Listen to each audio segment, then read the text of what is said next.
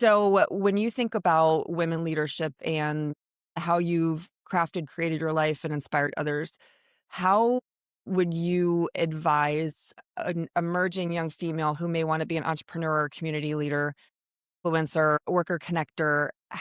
What advice would you give for her at this day to be the best and put herself in the position to be you when she's almost 60?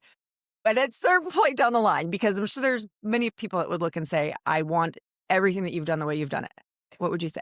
Look for the networks that you can be a part of immediately. I think of Rollins students and the alumni network there. There are mentors that are for other alumni. I think of one of our board members who works in fashion in New York and mentors student after Mm, student. In your experience, whether it be an institution or an athletic group or whatever, there are networks there and there's activators that can help you in the mhm. early days. I speak to female math majors. When a Yep. professor says, can I bring them over? I said, please do, Mm, because I don't think I could have orchestrated all these things, nor did I know what was out there for me. I wasn't yeah. going to graduate school. I wasn't going to be an engineer.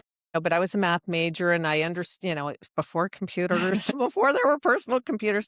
I should have been born 10 years later. But anyway, that's another story. It would have been a totally different life. But I think look for the network that you have, look for the mentors. Don't be afraid to ask somebody for help. Mm, I was thinking that I was mentored on the Rollins board by our former chair who sadly passed away of cancer. And we have a new board chair who you've spoken to. mhm, And he's my new mentor mm, because he has so much experience and wealth of knowledge. And as chair of nominating in the board that I'm on, he's the chair and I'm the chair of nominating. So there's great synergy there. And I'm not afraid to look to him for guidance, for experience. yeah. I don't know it all. I don't begin to profess that I know it. And it doesn't seem like you feel you have to. I don't.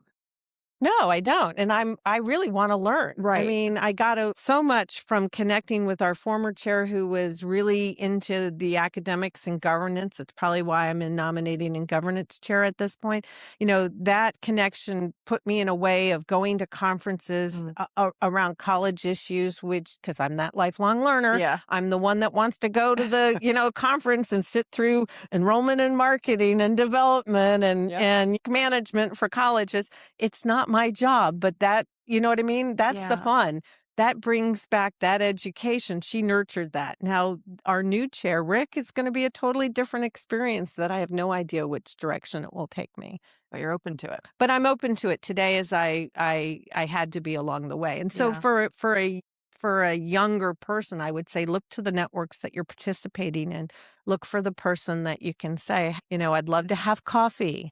Yeah. It doesn't, I'd love to just pick your brain about the direction I'm headed, or, don't be afraid to ask for entrance into their circle of influence, particularly if you found the right person to connect Yeah. with. You can't go everywhere and go, I want to be in Yeah. your circle of influence. And, you have to kind of look amongst your networks of people. Maybe it's your best friend's parents Mm, that might be able to be of a guiding right. force. It can come in all sorts of different places. I think if you listen to that intuition, I think the right people show up in the right way with the right inklings.